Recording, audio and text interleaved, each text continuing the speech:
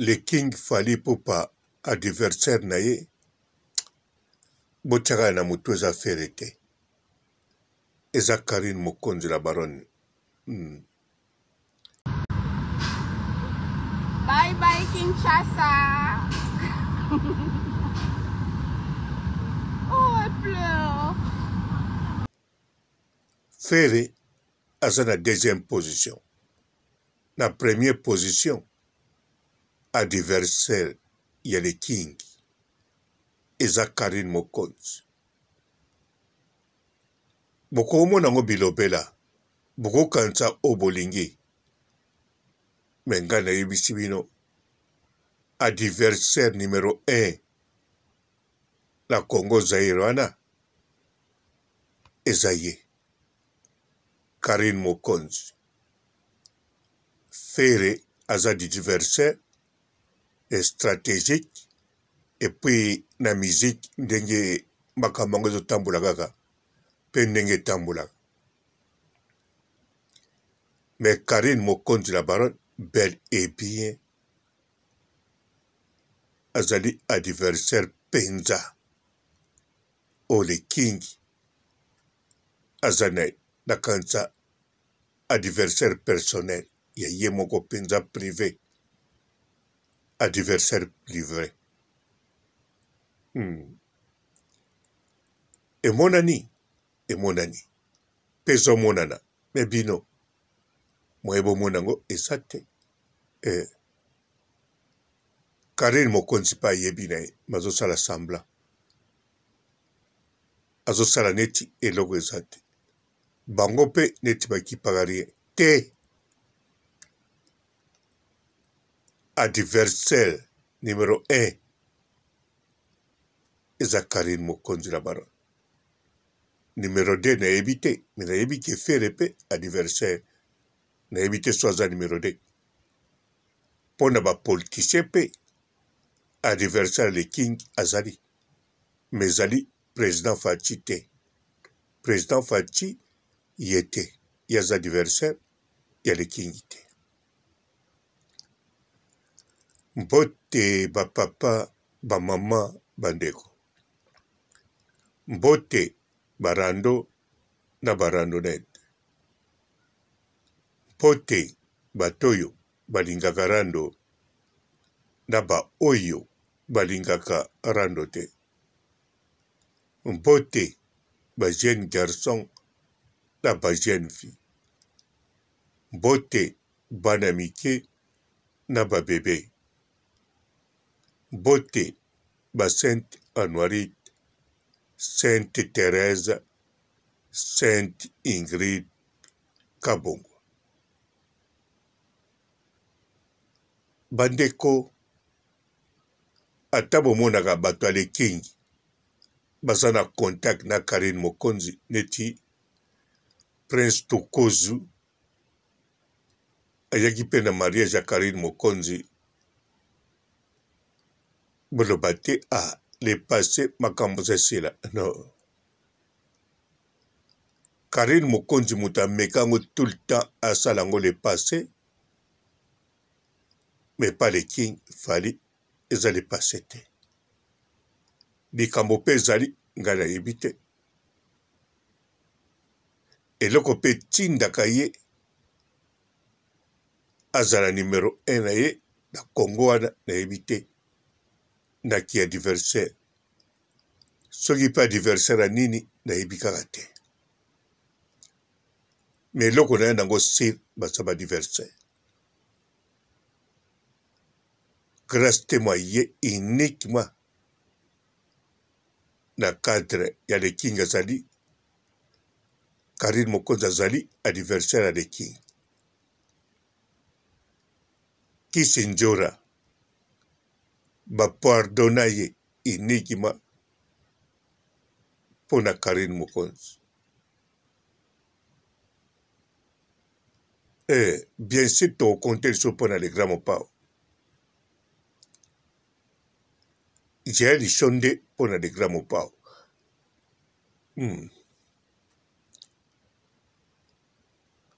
Le grand mopao aza adversaire ya le king te ezakaka le king nde azosepa na spectacle oyoyo bagéri bazosala contre le grand mopao. Mais le grand mopao azali adversaire ya le king te. Ntango nazoloba adversaire eza penza moto oyo le king asentiraka adversaire voire même abangaka. Bokanisa te nake trop loin te. Po ndenge nalobi bongo bokoloba est-ce que le king abangaka kale? Mais bien sûr. Na munene to wana aza nango le king na makambo to boyebi bakisa u arena kotsa arena ya Angleterre bakisa arena ya Belgique so mpe bolingi bokiti tina arena ya Autriche yango kuta eleki ya Londres na munene eleki mpe ya Belgique na munene arena oyo eza na Autriche na Vienne bobakisa. Me pamba abangaka la baronne abangaka yo po acte oyoyo la baronne asala na ntango ya makambo ya ye na Niki Menga ntango Niki Menga aoprepare le coup d'état coup mpo na vi na ye na bomoi na ye bandeko acte wana atoka eza acte eleki ba acte bato to basala mpa na ye mpo carrière ekoki kodinda ye moto mpe akoki kotika biso to akomi paralyse.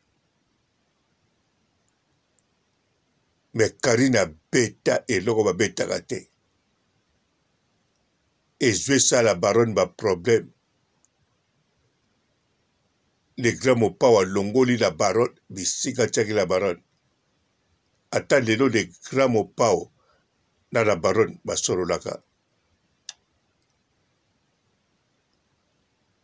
mpo ayebi la baronne asa ikone okokima ye likambo nini okoyinela ye likambo nini. Et puis le king azalaki air to akontaka makambo wana ezoleka me bapréféré bato ya le king basola na mida ke bazobeta Karine douce. Boyoka bodio ebimawa boyoka makambo ndenge ekenda bandeko soki boraisonne bozongi nsima bovandi mpenza calme bokomona makambo nazoloba eza lokuta te.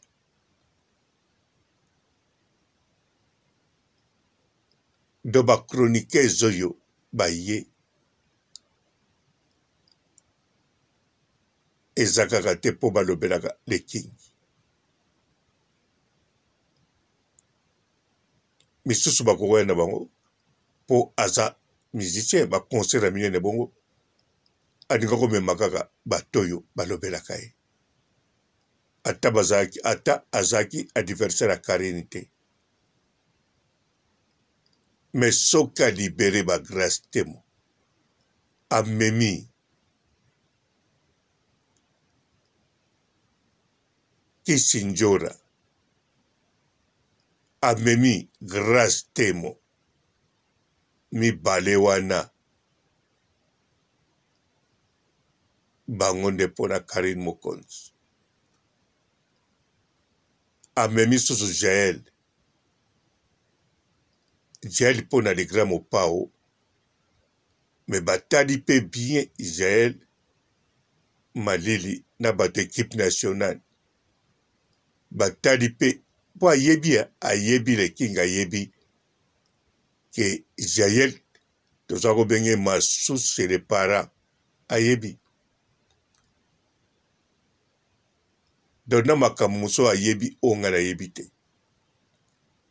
JLP compte telegram pao na Karine Mokonzi bokoloba siko likambo ni ekoleka wana likambo ekoleka nini psychologiquement bazobunda psychologiquement voire même spirituel entre parenthèses spirituel pour na éviter pour nga naza côté kuna te côté esprit pour na comprendre ma besoin de kakuna mais physique boy na bomoto oui adversaire neza Karine Mokonzi la bara na éviter ce makambo na bango uta wapia soke uta kaka na sirno ya tantine to uta avant na éviter pour les king si bakuta na Karine si basolo na Karine avaza na sirno ya tantine et puis Karine nenga zalaka wana tolobaka na ye atongaka alobaka te Karine oya bombaka eleki mingi oya bombaka eleki mingi ezakaka ne ntango bolobaka Karine abimaka te boyebisi kwa akangami na ndako nzoka na miniti oyo Karine sa abimaki ake na boulanger abimaki ake epai boye meme ntango azalaki ye moko Karine abimaka te akangami na ndako nzoka akangami na ndako azoyamba bafamille biologique bomonaka bango te bazokutana na batina Mokonzi bozomona bango te bazokutana na bana kasine bozomona bango te ake na ndako ya koko samp bomoni ye te bongo donc Karine Mokonzi na le king badiversaire ya somo ya haut niveau nayebi te soki le king personnellement acontacta na télévision moko mpona fere to bato afere balekaka sokuna te nayebi te bino mobaa na Congo boyebi me na RTGA akende bel et bien mpo Karine Mokonzi atika esika wana me bato ebele badutaki bozalaki na raison bodute bokamwaki me non eye mpenza longola makolo nakende kuna na Karine Mokonzi alobaki ye moko na monoko ne naza nde na suspension mpo na voyageaki nayebisaki te bien sûr nasalaki bemission na nga oyo ekoleka avant tosali na patron na nga Kyodo nga na voyage na nga nayebike baotyango dimanche me natala boye ntango nazongi madame alobi na nga ifale nayebisaka chaque voyage esika nakendaki ya Afrique du Sud nakendaki soki ya Angola ou Afrique du Sud babikisaki ye aye kokende mibale lisusu donc yango wana décision ye pa ya papa mobali na ye naye na suspension Karine azwaki yango bongo bien sûr aza kocomprendre ke le king akokobeta eloko to ayebaki ke abeti eloko mais lokwa baza badiversaire physiquement entre parenthèses mpo nayebi te spirituellement alors yango wana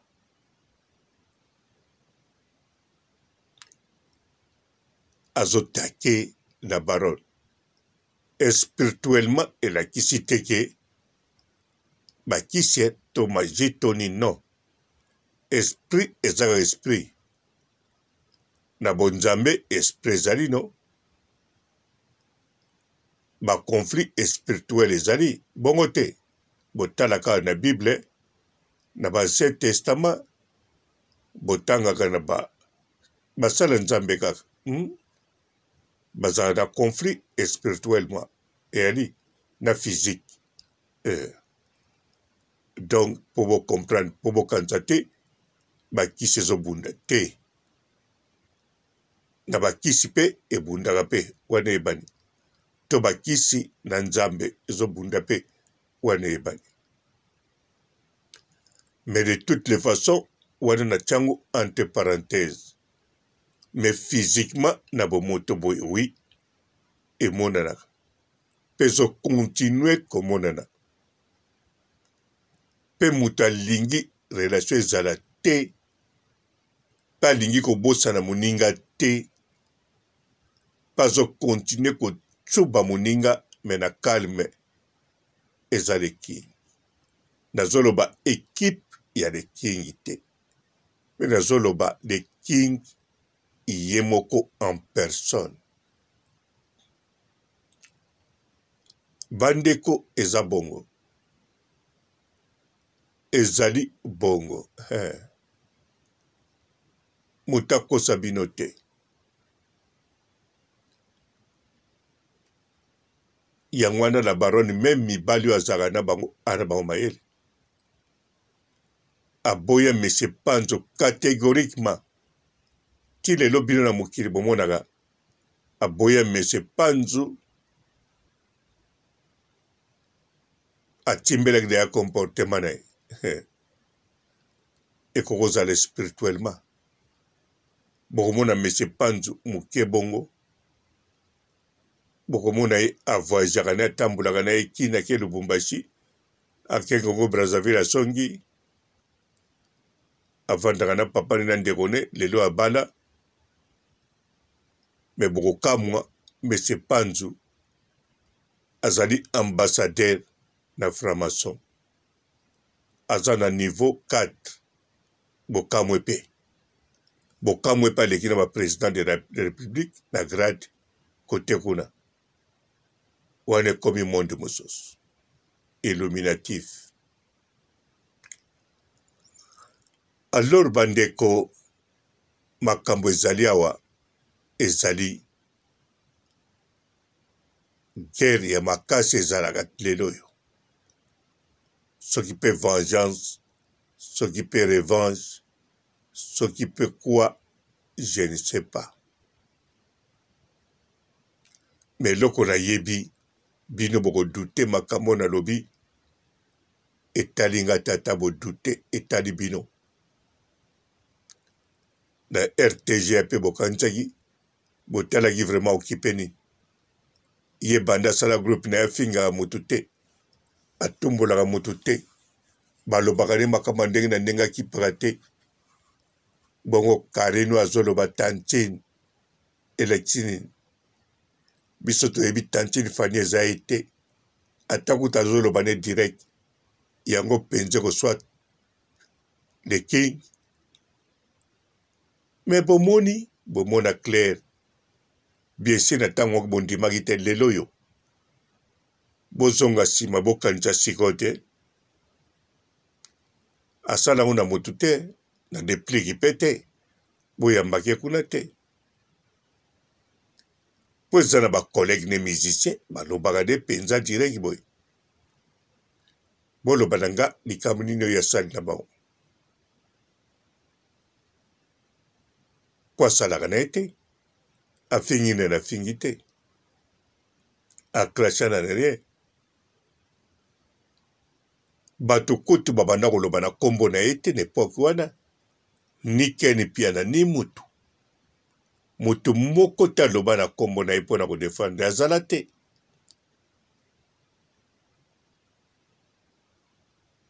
Atinda pe bato te.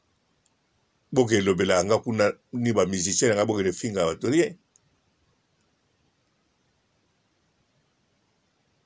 mais na Karine Mokonzi surnom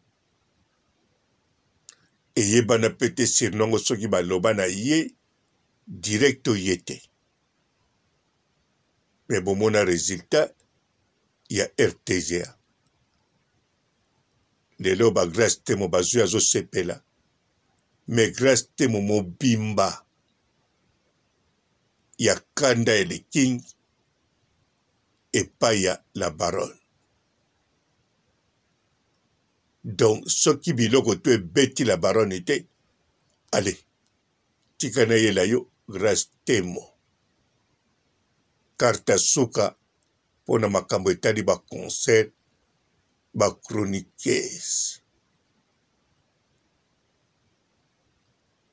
Mais la baronne pe azotala bango.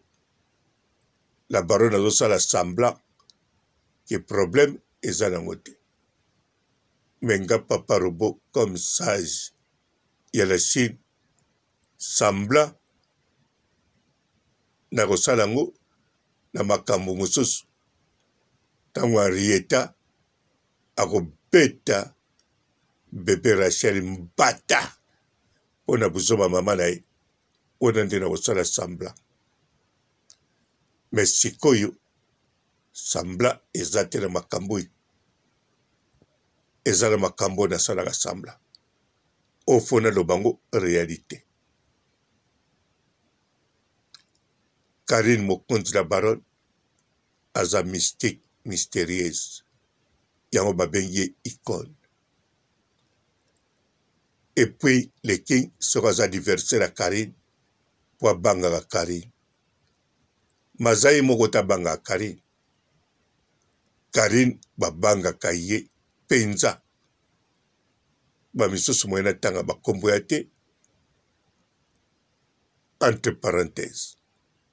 Mais Karine babangaki nalobi te barespectaka ye babangaka ye epo eza bien vaut mieux babanga ye ki barespecte po kobanga ekobota respect yango moko soki mpe boti te me kobanga eleki nyonso. Ngai papa robo nasala nini nasukisi te na kati nde émission oyo. Bonjour fidèles internautes de www.elengiakomba TV. Bonjour, bonsoir, balandi nyonso ya Elengi ya Komba, Congolaise TV. Belé partout dans le monde, partout où vous êtes, partout où vous êtes, Elengi ya Komba TV vraiment. Bonjour, bonsoir, on a abonné Bafa Nyonso ya Elengi ya Komba Congolais TV. Bonjour à mon boss, on a appelé ça vraiment un pandi. Bonjour à mon boss, JP Kiama. Je salue mon boss Balobi, boss des boss Babi, JP Kiama. Bonjour, la Elengi ya Komba Congolais TV vraiment.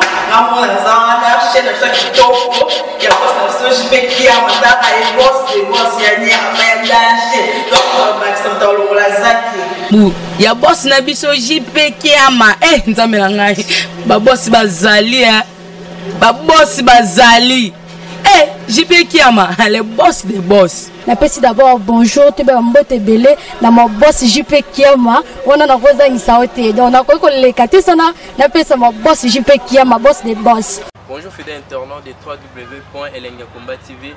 Bonjour, bonsoir, balandi nyonso ya Elengi ya Komba, Congolaise TV.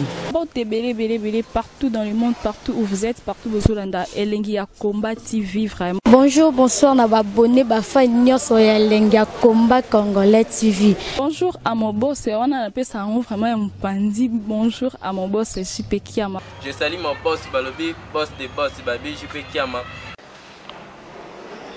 Bonjour, la Elengi ya Komba Congolais TV vraiment. Ramon Zana, chaîne de ceux qui topo, il y a pas de JP Kiama, et boss des boss, il y a un danger. Donc, on va accepter le Lazaki. Ya boss na biso JP Kiama nzamela ngai ba boss bazali ba boss bazali JP Kiama le boss des boss. Napesi d'abord bonjour te ba mbote belé na mon boss JP Kiama wana na koza ngisaote donc na ko lekate sana napesa mon boss JP Kiama boss des boss. Partout dans le monde, partout où vous êtes, partout où vous êtes, Elengi ya Combat TV vraiment. Bonjour, bonsoir, na abonné bafa nyonso ya Elengi ya Combat Congolais TV. Bonjour à mon boss, on a appelé ça vraiment un pandi. Bonjour à mon boss, JP Kiama. Je salue mon boss Balobi, boss des boss Babi, JP Kiama. Bonjour, na bafalinga Elengi ya Combat Congolais TV vraiment. Ngamu na zana chaîne ça kitoko ya boss na JP Kiama ta ay boss des boss ya ni ya danger. Donc ba samta longola zaki. Ya boss na biso JP Kiama. Nzambe na ngai. Ba boss bazali ba boss bazali. JP Kiama, le boss des boss. Napesi d'abord bonjour, tu peux mbote belé na mon boss JP Kiama, wana na koza ngisaote. Donc na ko lekate sana napesa mon boss JP Kiama, boss des boss.